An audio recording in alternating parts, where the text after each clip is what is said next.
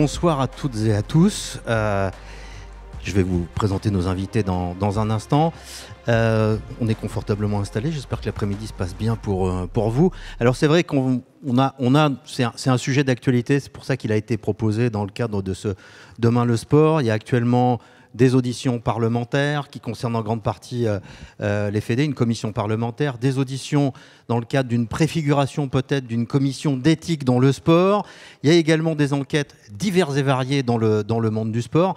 C'est vrai que ce qui se passe dans la fédé, la gouvernance des fédérations, comment ça peut évoluer, ça nous paraissait un thème intéressant à aborder. Je vais vous présenter nos invités. Emmanuel Bonnet-Ouladj, bonjour. Prenez un micro. Et prenez chacun un micro, comme ça on pourra au moins entendre le son de votre voix. Comment ça va ? Bonjour, très bien. Alors vous êtes présidente de la Fédération sportive et gymnique du travail, créée en 1934, 270 000 licenciés et un peu plus de 4 700 clubs environ. C'est une partie du monde du sport dont on parle assez peu, c'est pas celle qui est sous les feux de la rampe, mais c'est une fédération importante quand même, parce que 270 000 licenciés, c'est genre à peu près la moitié par exemple du basket. Quelque chose comme ça, donc c'est quand même important et vous nous donnerez votre point de vue puisque vous siégez aussi en tant qu'administratrice au CNOSF et à l'Agence nationale du sport, donc vous avez votre fenêtre est assez grande sur l'état du sport français. À votre droite, maître Thierry Braillard. Bonjour. Bonsoir, qui il n'y a pas si longtemps était encore secrétaire d'État, ministre des Sports, mais qui est également président de la Fondation du Sport. Donc il connaît bien toutes ces problématiques, il a plongé dedans et il continue à être plongé dedans. Patrick Bayeux, qui lui... Bonsoir Patrick. Bonsoir. Qui est universitaire, maître de conférence à l'université de Toulouse et qui tient un blog et une lettre quotidienne qui fait beaucoup parler dans les milieux du sport qui s'appelle Décideurs du sport. Ça s'adresse à ceux qui décident le sport, mais en fait, c'est diffusé assez largement et ça a un certain succès. Avant qu'on fasse un petit état des lieux, je vais proposer un plan assez simple et que Thierry intervienne une première fois pour nous parler rapidement de la nouvelle loi sport. Je sais qu'ici, il n'y a pas d'interaction avec le public dans ces conférences, que je trouve un peu dommage, mais moi, j'ai un crayon et une ou deux petites fiches. Alors, si vous avez une ou deux questions, il n'y a pas de micro qui se promène, mais moi, je tiens à votre disposition pour que vous puissiez les relayer, parce que nous avons ici des représentants et des défenseurs du sport et de l'éducation populaire, et moi, je suis un défenseur du journalisme populaire autant qu'on peut le faire. Donc, je pense que c'est bien d'avoir une ou deux questions, que je puisse m'en faire le relais. Thierry, un petit mot sur cette nouvelle loi sport, parce qu'on a du mal à s'y retrouver. Il y a eu beaucoup de modifications. Il y a des choses qui s'adressent dans cette loi aux fédérations, aux collectivités. C'est une loi cadre également. Qu'est-ce qu'elle apporte de nouveau et d'intéressant dans le cadre de ce débat ? Bonjour à toutes et à tous. 3 minutes de pédagogie pour après qu'on puisse entamer le débat. En France, il y a des fédérations sportives qui, dans un premier temps, vont recevoir un agrément. Donc on dit que ce sont des fondations agréées. Pour avoir un agrément, il faut répondre à quelques critères assez simples, avoir respecté les valeurs de la République, avoir un fonctionnement démocratique, des finances saines, aller dans le sens de la parité. On fait une demande au ministère des Sports et celui-ci donne son agrément. Il faut aussi répondre à la définition du sport. Il y a par exemple le bridge. Est-ce qu'ils ont eu, la fédération de bridge, est-ce qu'elle a eu son agrément ? Non. Les échecs ont eu leur agrément. Bon, après, il y a des décisions Conseil d'État, passons. Et une fois qu'on a l'agrément, on peut obtenir la délégation. Donc la délégation, c'est qu'on va pouvoir avoir délégation pour organiser les manifestations sportives, les championnats, pour une discipline. Donc on a une délégation généralement pour une discipline, ce qui veut dire que quand on a la délégation, on a obligatoirement l'agrément. Mais on peut être agréé sans avoir de délégation. Donc ces fédérations, il y a des fédérations délégataires et des fédérations dites aussi affinitaires. Toutes ces fédérations sont regroupées au sein du Comité national olympique et sportif français. Et donc, on vient aujourd'hui parler des fédérations, mais je pense que ce petit éclairage était important. Et deuxième chose, pour répondre plus à la question de Thierry Vildary, le législateur s'est intéressé à ces fédérations qui sont organisées sous la loi 1901. Donc il y a eu, ces 8 dernières années, 4 interventions législatives. La première, le 27 novembre 2015, la loi du 27 novembre, qui a imposé aux fédérations de s'occuper du suivi socio-professionnel de leurs sportifs, ce qui ne faisait pour certaines pas bien avant. Il y a eu la loi du 1er mars 2017, où là, on a mis le point sur l'éthique et obligé les fédérations à créer un comité d'éthique en leur sein. Il y a eu ensuite la loi du 24 août 2021, où là, on a plutôt parlé de la République et du contrat d'engagement républicain, qui est aujourd'hui une obligation pour les fédérations, si elles veulent avoir leur agrément, qui est renouvelé tous les 8 ans, alors que la délégation est renouvelée tous les 4 ans. Et on a des exemples où l'agrément a été supprimé à des fédérations parce que leur statut, par exemple, ne correspondait pas au Code du sport, etc. Et enfin, la loi du 2 mars 2022, applicable à partir du 1er janvier 2024, où là, on oblige les fédérations à modifier leur statut sur le collège électoral, où on sait qu'aujourd'hui les clubs doivent représenter 50% du collège électoral, ce qui n'était pas le cas avant où on avait des élections indirectes, sur la durée du mandat du président qui sera limité à 3 mandats successifs, on ne pourra pas en faire plus, à la parité qui va devoir de plus en plus s'imposer dans les instances nationales, mais également dans les instances régionales, ce qui n'est pas pour certaines fédérations sans poser problème. Et puis, on a aussi eu sur l'éthique, il y a encore eu un renforcement. Et enfin, on va demander à tous les dirigeants sportifs de faire ce que les élus ont appris à faire depuis la loi de 2013, c'est une déclaration à la haute autorité, à l'âge de la vie politique. Donc, ils vont devoir faire tous leur déclaration de patrimoine. Voilà.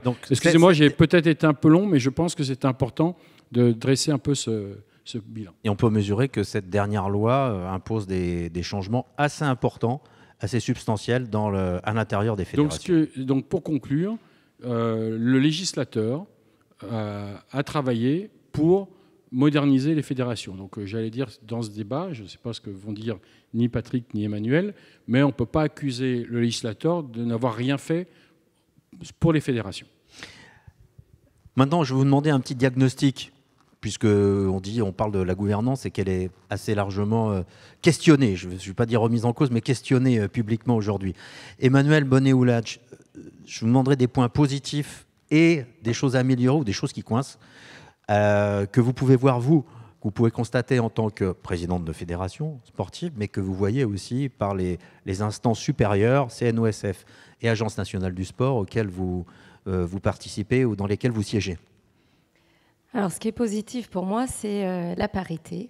Thierry Braillard l'a mentionné. Aujourd'hui, il y a seulement 2 femmes présidentes de fédérations olympiques. Il y a toujours un plafond de verre important pour accéder aux responsabilités. Au CNOSF, conseil d'administration du CNOSF, sur 50 membres, un peu moins, il y a 15 femmes. Donc, indéniablement, je pense que la parité dans les conseils d'administration des fédérations va permettre aux femmes d'assumer plus de responsabilités.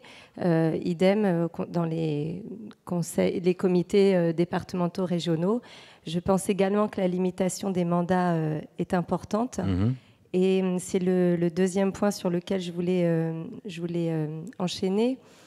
Il me semble qu'aujourd'hui, puisque c'est le thème, la crise des fédérations, il me semble que certaines fédérations ont oublié ce qu'était le sens de la loi 1901, puisque les fédérations ne sont que des fédérations d'associations. Et la loi 1901 fonde donc le droit d'association et la volonté de certaines personnes de se regrouper.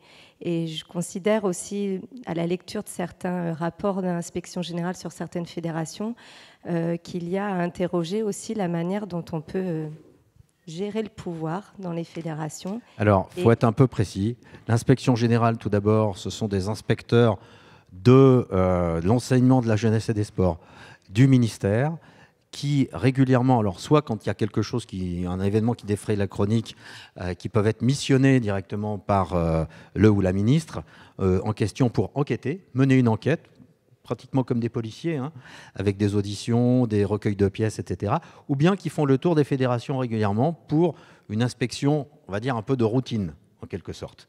Et vous, qu'est-ce que vous avez vu, par exemple, qui vous choque? Parce que vous lancez quelque chose, là, et Oui, moi, eh bien, je voudrais 2-3 exemples. Ce que j'ai lu du rapport sur la Fédération française de foot, par exemple, et sur Noël Le Graët, montre bien qu'au fil des années, il y a une forme de présidentialisme exacerbé qui s'est mis en place à la Fédération française de foot.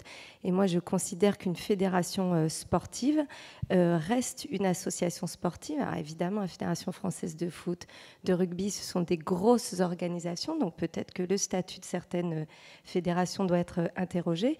Mais notre rôle, c'est bien de fédérer des associations, des clubs de quartier qui vont de 15 à 150 à 3000 adhérents. Et il y a un enjeu, selon moi, de faire vivre la collégialité. Et je pense aussi que plus le pouvoir est partagé, plus la collégialité vit, moins il y a de risques de crise au sens négatif du terme, parce que il y a des crises dans toutes les institutions, on a aussi besoin de crises pour grandir. Mais voilà, il y a en tout cas le mot dérive peut-être, pourrait être plus évité s'il y avait davantage de partage. Est-ce que le changement imposé par la nouvelle loi, Thierry l'exprimait tout à l'heure, de mode électoral, l'évolution du mode électoral, c'est pas une révolution, hein, peut modifier un peu ça?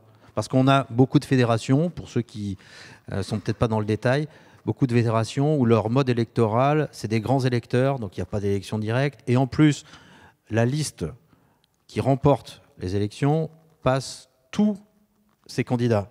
C'est-à-dire qu'il n'y a pas d'opposition. C'est pas partout, mais il y a des fédérations où c'est encore comme ça. Par exemple, une que je suis amené à connaître pas trop mal ces temps-ci, qui est la gym en France, voilà, qui a un peu de mal à regarder un peu ce qui se passe en son sein. Eh bien, il n'y a pas d'opposition interne. Voilà. Est-ce que cette modification peut amener des progrès dans ce domaine? Peut-être, mais il faut faire attention à ne pas être dans la démagogie.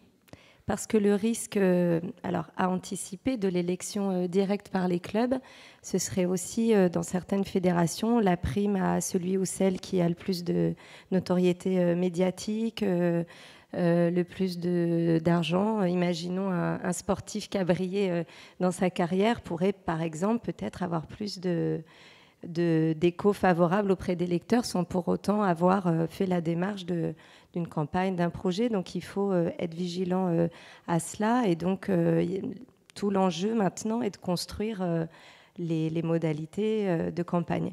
Et quand je dis ça, moi je ne suis pas vraiment concernée parce que dans les fédérations affinitaires, puisque le mot a été donné, les fédérations multisports, je dois dire que, en tout cas jusqu'à présent, c'est d'abord le projet commun qui prime, et finalement il y a assez peu de Oui, parce que rivalité. chez vous, à la FSGT, on a des pratiques extrêmement variées.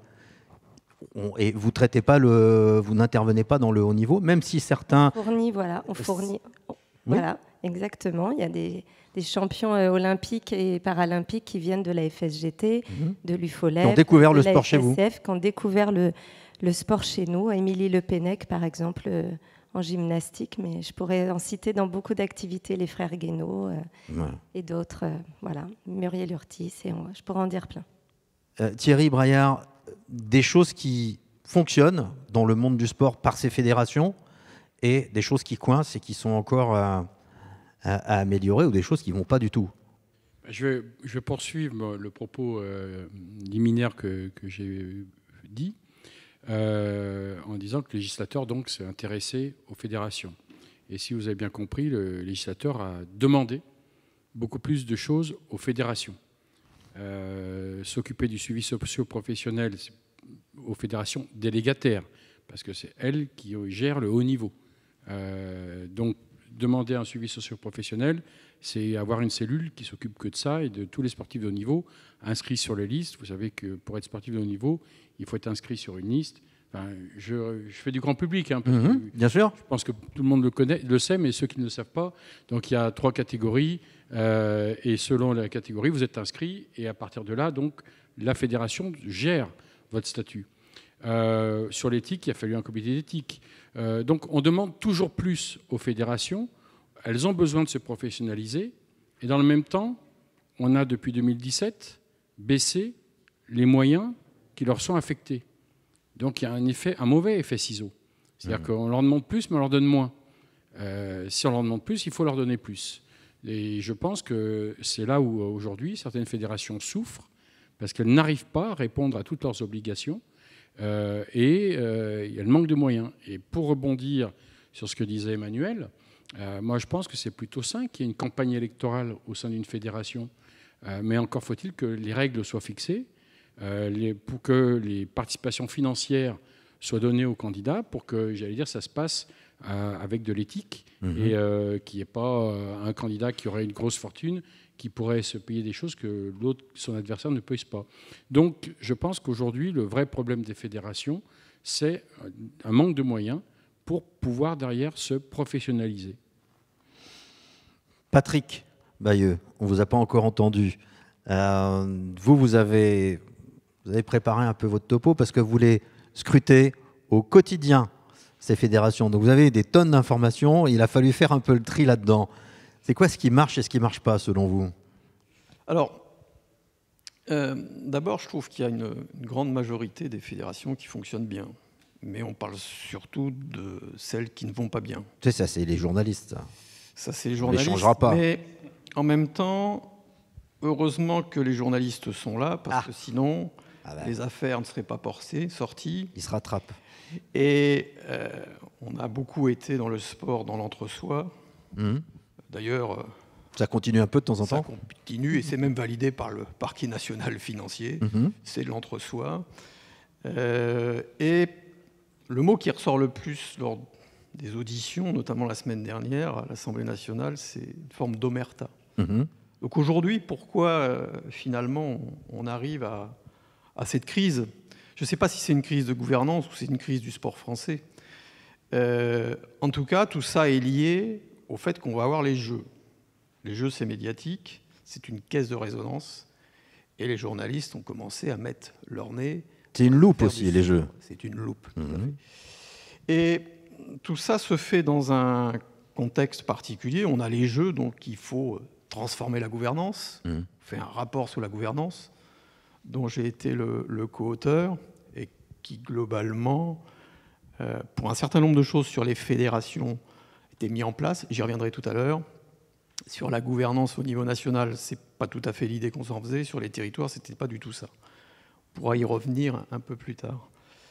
Mais des éléments de contexte aussi font qu'on est dans une transformation extrêmement importante de la pratique sportive, avec des motivations qui ont évolué, un choc générationnel aujourd'hui qui est extrêmement compliqué pour aller capter les plus jeunes, et dans un contexte environnemental et climatique aussi à prendre en compte.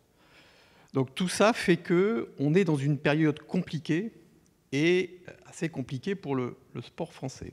Alors avant de parler de gouvernance, puisque une fédération, c'est une structure au service de clubs et au service de licenciés, d'adhérents. D'ailleurs, licenciés adhérents, on pourra en discuter. Mais alors, aujourd'hui, est-ce qu'il y a un projet? Alors, on nous parle de projet commun qui serait porté par l'Agence nationale, et on résume ça sur faire nation par le sport. Est-ce que c'est faire nation? Est-ce que c'est faire société? J'en sais rien. En tout cas, le débat, il n'a pas eu lieu. Et la question que je pose, avant de parler de gouvernance, la gouvernance, c'est juste un outil au service d'une politique publique et d'une vision. C'est quoi la vision? Alors, faire nation, c'est quoi une fédération sportive pour faire nation par le sport? Moi, j'ai lu les projets sportifs fédéraux, et on voit bien que, comme l'a dit Thierry tout à l'heure, les fédérations aujourd'hui sont entre des missions de service public sur l'organisation des compétitions, sur le haut niveau, et à l'opposé aussi sont dans cette réponse à la demande sociale, sur le loisir, sur les politiques environnementales, sur les politiques éducatives, sur les politiques d'inclusion. Certaines fédérations sont proches du grand écart. La Fédération française de badminton a été mise en difficulté la semaine dernière. Son président était là tout à l'heure parce que il est devant. Il est là parce que justement il a voulu reposer la question de la place des fédérations et la place du club. en sachant que dans les fédérations, il y a les tenants de la version historique, et puis il y a ceux qui considèrent que la place du club, c'est de s'ouvrir, passer d'un club de licenciés à un club de pratiquants, à un club d'adhérents. Donc ça, c'est le premier point. Donc, c'est quoi une fédération? C'est quoi un club sportif dans cette nation sportive?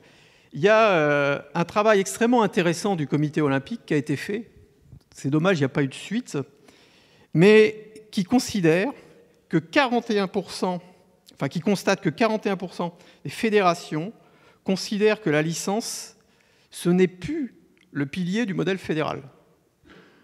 41%. Alors aujourd'hui, tout est lié au nombre de licenciés, subventions, etc. Thierry connaît ça par cœur.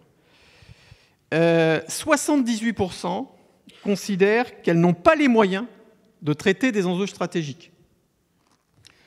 Ce que tu disais.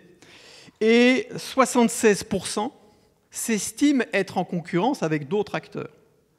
Donc on est bien là sur une question qui me semble essentielle, c'est quoi le club sportif dans une nation sportive? C'est ça le vrai problème des fédérations et la vraie crise des fédérations aujourd'hui? C'est d'abord ça. Une fois qu'on a ça, on parlera des problèmes de gouvernance, des problèmes d'organisation. Mais c'est d'abord ça. Et je rajouterai un troisième sujet, qui est celui des équipements sportifs. Aujourd'hui, on vit une période charnière sur les équipements sportifs. Pourquoi? Parce que, en plus des lois dont on a parlé, il y a la loi sur zéro artificialisation nette, il y a le décret tertiaire et il y a la loi sur les énergies renouvelables. En gros, ça veut dire quoi? Ça veut dire qu'à terme, tous les équipements sportifs devront être rénovés avec des vertus beaucoup plus importantes sur la dimension énergétique et environnementale. Donc le parc d'équipements sportifs va être rénové. Mais en même temps, on ne peut plus étaler la ville. Ça veut dire quoi? Ça veut dire que le modèle de l'équipement est en train de totalement se transformer. Ma question, c'est quelle est la place des fédérations, quelle est la place du club sportif dans ce nouveau modèle? Et ce que je vois, c'est qu'aujourd'hui, il n'y a pas de débat sur ces sujets.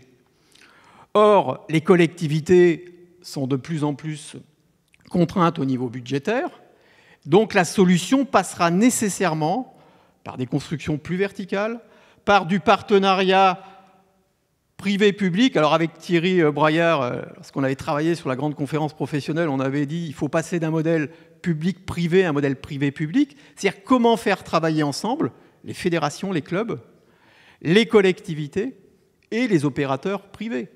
Et ça, c'est un vrai sujet qui n'a pas du tout été questionné dans le cadre de toutes nos réflexions. Donc une fois qu'on aura répondu à cette question qui me semble fondamentale sur la place... Tout ça, ça dessine un nouveau modèle de société sportive et du sport tel qu'on va tout à fait l'avoir dans notre imaginaire dans les années qui commençons viennent. par là, et ensuite, une fois qu'on aura traité ça, on peut parler de la gouvernance. Donc ça, selon vous, si je reviens à ma question de départ, c'est... Oui, non, mais d'accord, mais il faut avancer un peu. C'est le truc qui ne va pas, c'est-à-dire qu'on ne réfléchit pas, on n'a pas anticipé tout ça. Oui. Et je rajouterais quelque chose en partageant à 100% le constat. L'offre de sport. Aujourd'hui, l'offre de sport n'est pas entièrement sur le territoire. Il y a des territoires entiers où si je veux faire du bad, je ne peux pas. Je ne peux pas, il n'y a pas l'équipement, il n'y a peut-être pas le club, et parce que la fédération n'a pas les moyens de développer son sport sur certains territoires. Et quand je me souviens avoir mis en place une politique qui s'appelait Citoyens du sport suite aux attentats de novembre 2015, on s'est rendu compte que dans des quartiers dits populaires, les banlieues, appelons un chat, certaines villes n'avaient comme offre sportive le foot, le City Stade. Le foot ou le foot. Le City Stade. Donc, si je suis une fille et que je veux faire de la gymnastique, je ne peux pas pratiquer le sport parce que je n'ai pas l'offre adaptée. Et ça, c'est un vrai problème. Et parfois, pas de City Stade. Faire Nation, enfin, tous ces grands mots, France Nation Sportive, c'est offrir une palette de pratiques sportives à tous les jeunes qui veulent en faire. Et aujourd'hui, il y a des endroits où cette palette n'existe pas. Et on ne peut pas accuser les fédérations parce que, certes, c'est à elles, à leurs comités départementaux, aux clubs, à faire en sorte de faire cette offre, Mais encore faut-il avoir des moyens sur cette organisation-là. Donc c'était dans la continuité de ce que vous venez de dire. Tout à fait. Alors, sur la question de la gouvernance, je vais y répondre. Hein. Pour moi, il y a deux choses. Il y a la gouvernance, vous en avez parlé, les apports de la loi. Aujourd'hui, qu'est-ce qui resterait à faire? La première chose, c'est effectivement remédier à la faible représentation des oppositions. Ça va être dit par la commission Buffet, ça a été dit la semaine dernière par les inspecteurs généraux qui ont témoigné devant la commission. Ça, c'est le premier sujet. Le deuxième sujet, c'est sur les problèmes d'éthique et de déontologie. Dans le rapport Nouvelle Gouvernance, nous, on avait imaginé une commission indépendante. Dans la loi, c'est une commission qui a été créée à l'intérieur des fédérations. Difficile pour quelqu'un qui est désigné par son président de venir le critiquer sur des sujets d'éthique et de déontologie. Voilà. Ça, c'est le premier sujet, c'est la gouvernance. Après, à mon sens, il y a un autre sujet qui relève plutôt de l'organisation que de la gouvernance. On est quand même sur un machin qui est d'une complexité, mais monumentale. Je ne sais pas si les gens qui contrôlent ou qui pilotent peuvent avoir une vision entre des élus, certains peuvent être salariés, des directeurs de fédé, des DTN, des responsables de la haute performance, le contrat de délégation, le contrat d'engagement républicain, le projet de performance fédérale, le contrat de performance, le projet sportif fédéral et le contrat d'objectif. Eh ben, c'est bien, ça fait plein d'outils. Ça fait quoi? Non. Oui, ça fait plein d'outils. Sauf ça assèche le bénévolat aussi. Comment? Ça assèche le bénévolat. Exactement. Ça crée énormément de complexité. Ça crée de la norme. Ça crée, bien évidemment, les gens qui sont recrutés, ils créent de la norme. Et tout ça, ça retombe sur le terrain. Donc aujourd'hui, le club sportif, parce qu'au final, cette gouvernance, c'est pour les clubs et sur les usagers. Qu'est-ce qu'il dit les clubs sportifs? Ils n'y arrivent pas. Ils ont des injonctions, toutes marquées de bonne volonté, mais toutes contradictoires. Et le bénévole n'arrive pas à gérer toutes ces injonctions. Emmanuel, c'est vrai? Ah oui, c'est vrai. Surtout que nous sommes à 2 ans après le Covid, que 9 associations sportives sur 10 aujourd'hui sont entièrement animées d'un point de vue sportif et administratif par des bénévoles. Beaucoup de retraités. Qu'un certain nombre ont arrêté, en effet, parce qu'ils avaient peur aussi à la reprise du Covid. Que, je dis au passage, la réforme des retraites ne va pas forcément arranger parce qu'on a aussi besoin d'avoir des retraités jeunes dans nos clubs. Et en effet, il y a de plus en plus de contraintes et de normes qui pèsent parce que quand on anime bénévolement une association sportive qui a parfois 500 adhérents, c'est un boulot important. Et ça ne veut pas dire qu'il faut nécessairement professionnaliser parce que le bénévolat, on en a besoin. On a besoin d'un engagement qui n'est pas rémunéré dans notre société. Et je pense qu'on en aura encore plus besoin demain avec toutes les transformations, les crises économiques, sociales. Et donc, moi, je pense qu'il faut évidemment professionnaliser, mais il faut aussi soutenir le bénévolat. Et un petit mot quand même, puisque ça a été mentionné concernant le contrat d'engagement républicain. Évidemment, quand on est une association, il faut s'engager pour les principes de la République, c'est la loi 1901. Sauf qu'a été créé un contrat d'engagement républicain qui en fait ne sert à rien, puisque les associations, monsieur le ministre, vous le savez, leurs agréments peuvent leur être retirés quand il y a un problème. Donc là, c'est vraiment un exemple type. On est venu rajouter une structure, on impose la signature aux fédérations, aux associations pour qu'elles soient agréées, pour qu'elles aient des subventions, alors que nous n'en avons absolument pas besoin. Et dernière chose sur le financement, le budget des sports pourrait disparaître du budget de la nation, puisqu'il est à 0,20%. Donc il est à 0. Donc en fait, il n'y a pas de budget des sports. Et la taxe Buffet, c'est 2000. Il y a une taxe qui a été mise en place par Marie-Georges Buffet qui vise à ponctionner sur les paris sportifs, sur les droits audiovisuels. Et dont la destination était de soutenir le développement du sport pour tous. Sauf qu'il y a une partie non négligeable de cette taxe qui est prélevée pour aller où? À Bercy. Et pourquoi? Pour compenser la dette publique de l'État. Je suis d'accord. Techniquement, c'est que quand je peux me permettre, hein, Emmanuel. Un ministre va nous expliquer les bidouilles budgétaires dans les coulisses des ministères. Quand la taxe Buffet est créée en 2000, Emmanuel a entièrement raison. Le produit de la taxe qui était pris au départ, parce qu'il n'y avait pas les paris sportifs encore, uniquement sur l'événementiel et la retransmission d'événements sportifs, cette taxe était reversée au CNDS.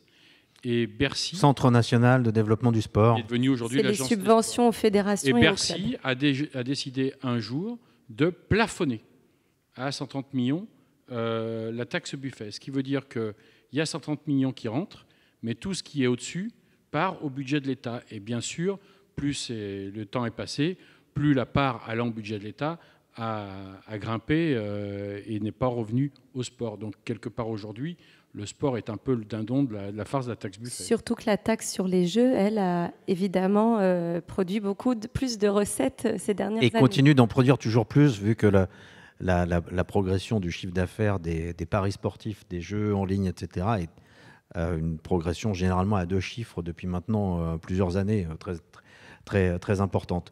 Moi, on entend tout ça, c'est intéressant. Patrick, je ne sais pas si vous avez terminé, mais brièvement sur ce constat. Moi, je voudrais vous entendre maintenant sur, maintenant qu'on a pointé quelques dysfonctionnements, pour terminer cette conférence, sur qu'est-ce que concrètement on peut faire, soit pour sortir de cette crise des fédérations. Donc, on a vu déjà un constat avec peut-être des éléments qu'on ne percevait pas très clairement jusque-là, parce qu'on est souvent un peu aveuglé par les événements médiatiques et sur la place publique. Est-ce qu'il y a 2-3 pistes chacun très concrètes que vous avez en disant, voilà, moi si on me donne les commandes la semaine prochaine, le mois prochain ou avant la fin de l'année prochaine, je fais ça et ce sera utile. Qui veut se lancer? Emmanuel. Je multiplie par 2 le budget des sports. Ah oui, ça c'est facile. Voilà. Non, c'est pas facile. C'est un Lyonnais qui fait des promesses de Gascon. Non, mais c'est pas facile. J'allais dire, je me plaignais moi déjà, alors pas trop publiquement parce qu'on a un devoir de réserve, mais de la faiblesse du budget à l'époque où j'étais au gouvernement, de voir qu'entre-temps on a eu les Jeux et qu'entre-temps le budget du sport a baissé. Je me dis, il y a quand même il a réellement baissé. Un petit souci. Il a réellement baissé. Alors bien sûr, si on rajoute les travaux de la Solidéo pour les Jeux Olympiques et tout ça, on va dire qu'en effet, il a augmenté, mais dans les faits, demandé aux fédérations, il a baissé. Demandé aux sportifs de haut niveau, il a baissé. Donc ça, c'est une première chose.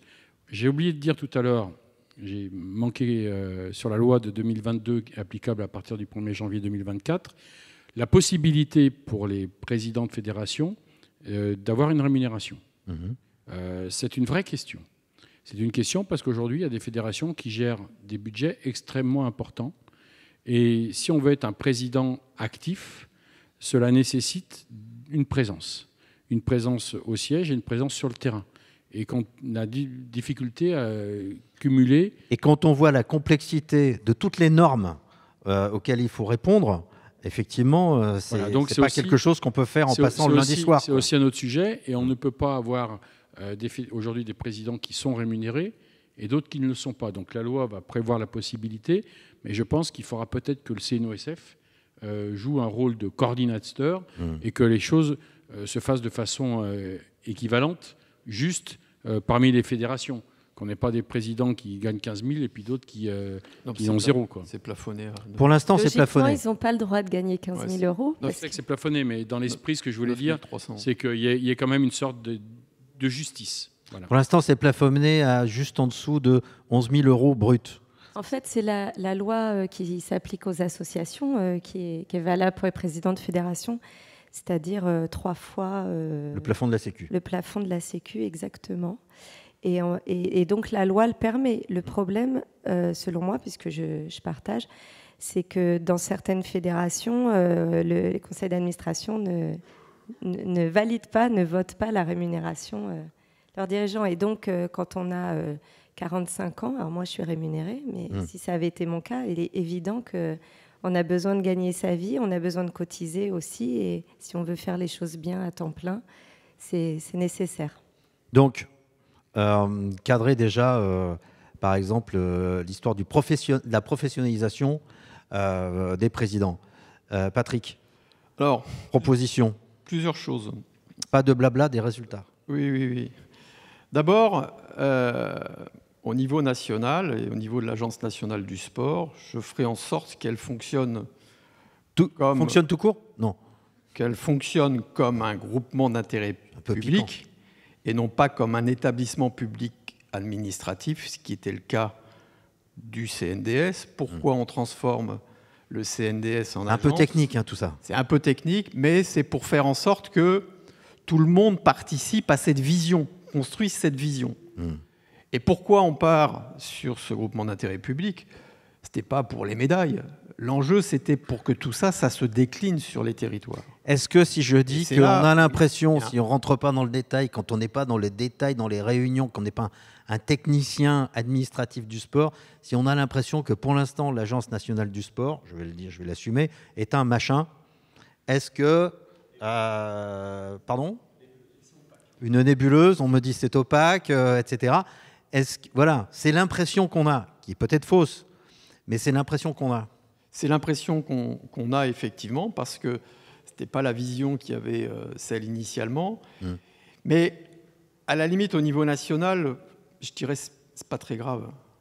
Le pire, c'est sur les territoires, puisque toute cette transformation a été faite pour qu'il y ait un impact de cette nouvelle gouvernance sur les territoires, pour simplifier justement tout ce que je viens de dire. L'Agence nationale Et du la sport, promesse, c'était... c'est l'agence qui porte la politique sportive concrètement, qui décide des actions, qui est l'interlocuteur des C'était le lieu où devait converger la vision de l'ensemble des acteurs au service du sport français, entre l'État, les collectivités, le monde économique et le mouvement sportif. Et c'était porter une vision par rapport à l'organisation des Jeux, une vision partagée. Donc pour l'instant, ça fait une feuille de plus dans le gâteau. Je vais être l'avocat de l'agence quand même. Très bien. C'est une agence qui a 3 ans d'existence, enfin 2019. Tout à fait, ce que j'allais dire.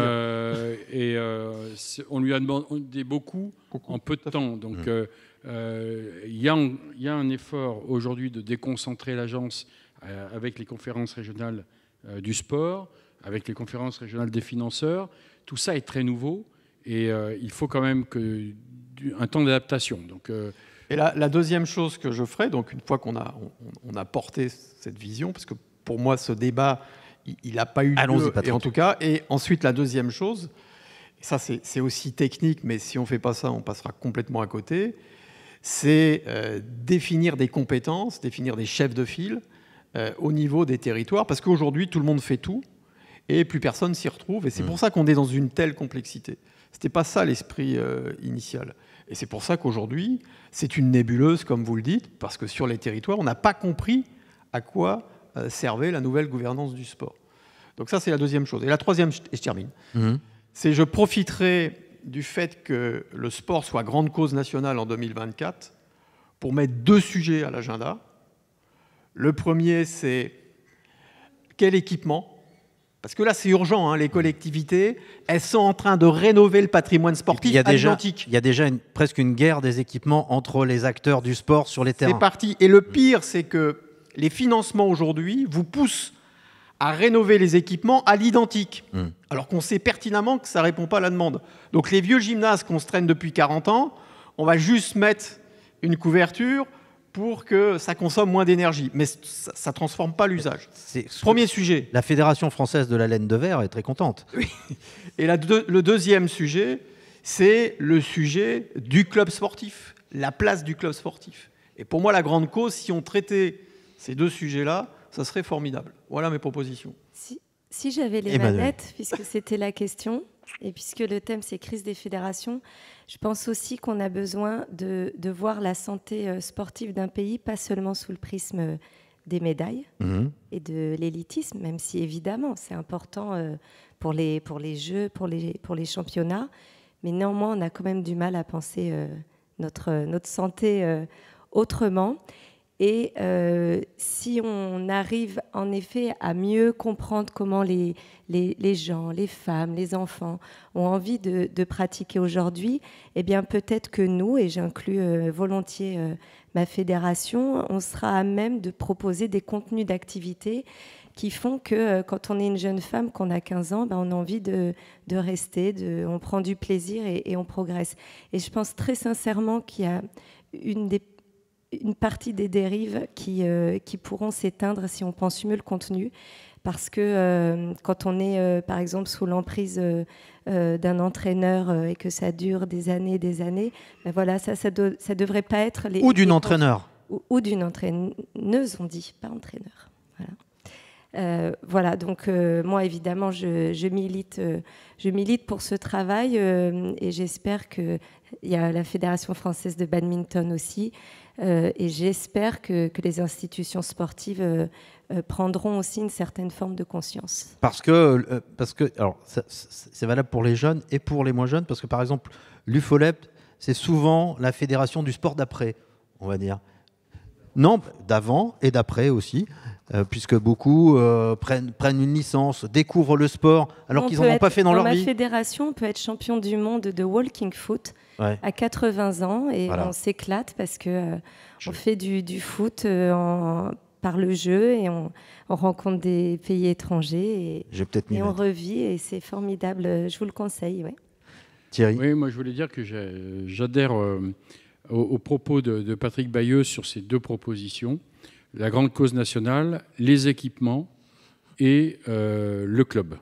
Les équipements, parce qu'on va rénover, mais on ne va pas étendre. Et je vais vous prendre deux exemples. Le premier, on a actuellement la Coupe du Monde de rugby. On espère tous que l'équipe de France va remporter cette Coupe du Monde. Il est clair qu'on voit qu'il y a un engouement, que les audiences TV sont excellentes et qu'il va y avoir pas mal de jeunes, garçons et filles, qui vont vouloir aller pratiquer le rugby. Oui, ça c'est... J'étais à chaque fois, ça se produit l'autre jour avec 3 présidents de clubs de la région Auvergne-Rhône-Alpes qui me disaient qu'ils étaient dans l'incapacité de recevoir des nouveaux licenciés par manque d'infrastructures. Donc à quoi ça sert d'organiser des événements et de créer une dynamique si derrière on est dans l'incapacité de répondre à ça ? Si avant on n'a pas anticipé. Donc on peut penser qu'après les Jeux, et je crois sincèrement au succès populaire des Jeux olympiques et paralympiques, la demande va être très forte. Imaginez-vous des présidents de clubs, des responsables de clubs, des bénévoles qui vont être obligés de dire à des gamins non, on ne peut pas te donner une licence parce qu'on n'a pas l'équipement. Alors il y a une prise en compte, il faut quand même aussi féliciter le plan du président de la République avec les 5000 équipements. Il y a des efforts, mais je pense qu'à un moment donné, l'effort qui est fait doit être surmultiplié. Et il ne le sera que si c'est grande cause nationale. Voilà pourquoi je soutiens vraiment les deux propositions de Patrick sur 2024. Emmanuel, pour conclure cette conférence. Le président de la Fédé de hand a dit à l'Assemblée générale de l'Agence nationale du sport qu'il avait manqué des équipements pour accueillir 100 000 adhérents dans sa fédération. Donc 100 000 adhérents, ce n'est pas une paille, en effet. Merci à vous. Je crois qu'on a tenu à peu près le temps. Fabrice, merci Patrick, merci Thierry, merci Emmanuel. Et j'espère qu'on n'a pas été trop technique parce que ce n'est pas des sujets forcément très très fun, mais au moins que ça vous a été utile et que vous avez appris quelque chose et que si vous avez envie d'en savoir un peu plus, eh bien, on se suit sur les réseaux, on peut se parler et pour ceux qui sont ici, voilà, ils sont à votre disposition. Bonne soirée à toutes et à tous.